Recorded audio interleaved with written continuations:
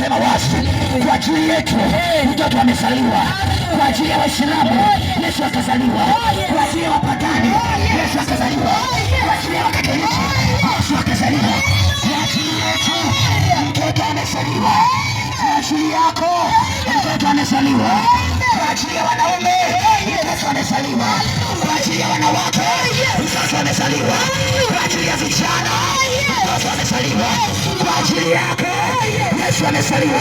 Aliyezaliwa sio kama mnavyodhani, aliyezaliwa hata kuzimu anajua, aliyezaliwa hata majini anajua, aliyezaliwa hata mapepo yanajua, aliyezaliwa sio mtu wa kawaida, aliyezaliwa ni mwanaume wa wanaume.